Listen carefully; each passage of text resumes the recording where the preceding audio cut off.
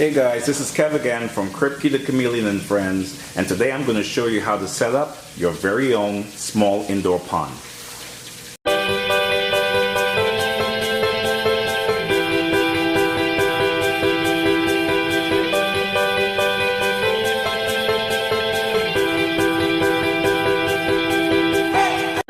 We're approaching winter, so it's time for me to bring my goldies back indoors to their small indoor pond. Many of you have reached out to me in social media because you definitely like what you saw in my first video. So this is a great opportunity for me to show you how I do it step by step so you can do the same for yourself. Just for time consuming purposes, I went ahead and took the stock container and I put some gravel in there. Just simply get a stock container. You can get them anywhere on Amazon or eBay, and then you can go to your local pet store and you can pick up some gravel. You can choose whatever color suits you best. Make sure you wash them out thoroughly and then simply put them in there. So now I added a Tetra Pond fountain filter. You can find these on Amazon.com. I'm truly not really a big fan of these. I much prefer to use my Crystal Flow because it has a UV sterilizer in it to help keep the water clear. But it's currently being used for my goldfish upstairs where they are outdoors. So I'm going to go ahead and use this for now. So you can find these on Amazon. It's not too expensive. So it might be a great option for you. I also added some biomedia in there to enhance it a bit. And I also put some crushed corals because where I live, the pH is pretty low here. So I put some crushed corals so it can help raise the pH and help stabilize it because goldfish prefers higher pH. You're also going to need oxygen for your small indoor pond. Right here is an ear pump. All these accessories here, you can find them on Amazon.com. This one here is from Tetra Whisper. I believe it's between a 60 to 100 gallon ear pump. Right over here I have some ear tubing, is about 25 feet. And over here we have some ear stones. These are accessories to help beautify your pond. Not only that it pumps oxygen within your pond, but it also lights up as well. So it's definitely going to be a nice, beautiful display. Right here is an air valve. You're going to use these air valves to connect your accessories. So you're going to first take your pump. You're going to connect your pump over to the ear tubing. From the ear tubing, you're going to go right here and connect it here, and then you're also going to take ear tubing and make them individual through these valves, and you're going to connect them to the accessories. And from the accessories, you're going to distribute to different parts of the tank so oxygen can flow throughout. Now that we connected the ear tubing to the pump, you may want to consider getting yourself some black ear tubing so it can camouflage with the background of the pond since it's dark. I only happen to have clear ear tubing at the time. I may swap it out later on. But right over here, you may notice I have the pump. And from the pump, we also have here the ear stones. The ear tubing goes to the back to the valve and makes its way back to the pump. I also have another one with a strip ear stone that lights up as well. It goes to the back of the valve and makes its way down to the pump. Right over here, you may notice I have a heater.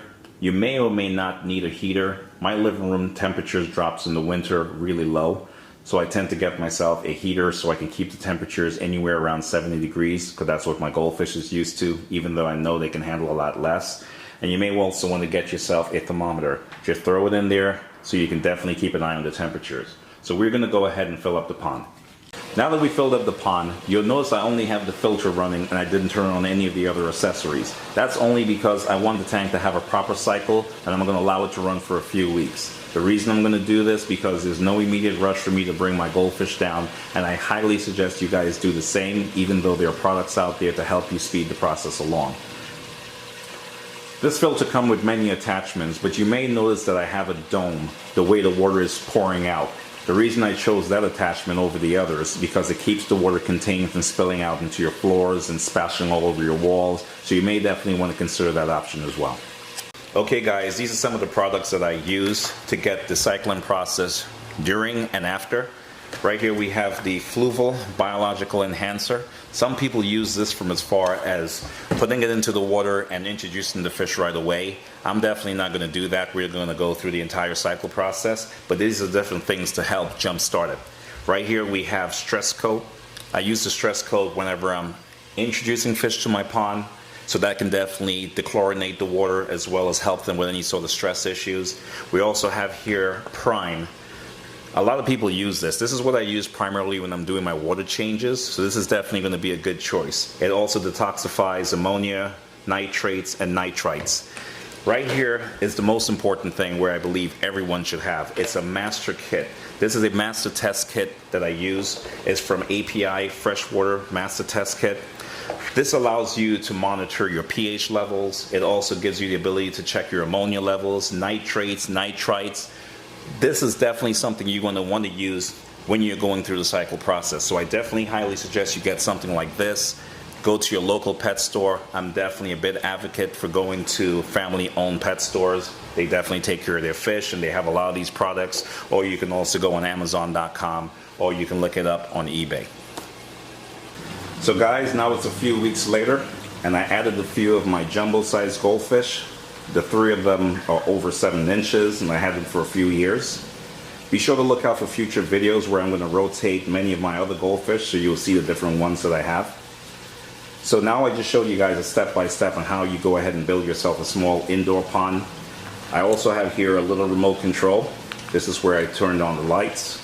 So you can do the same thing for yourself. Put some nice light fixtures, add some plants, add some rocks, and you go ahead and you have a small and beautiful indoor pond. I'm going to go a little closer so you guys can get a better look. So this is a closer look, guys. Here's a beautiful jumbo-sized black moor. Had this guy for quite a few years. If you go a little bit to the back, I have a very nice large white oranda. Then I also have this orange oranda as well. I actually performed wen trimming surgery on this guy as well about 2 years ago, and he's still rocking and rolling. So all my fish are doing well. And as you can see, this is a nice, beautiful, small indoor pond. So be sure to check out my other videos and watch the step-by-step if you want to do something like this for yourself. Just be sure to add some plants, add a few rocks, allow your tank, or should I say your pond, to properly cycle. And then you go ahead and introduce your fish. Get yourself some nice light fixtures and you're good to go. So this is Kev again from Crypty the Chameleon and Friends. I just want to say thank you so much for subscribing and following us. Please be sure to share this with your friends and family and help this channel grow. Until then, take care and God bless.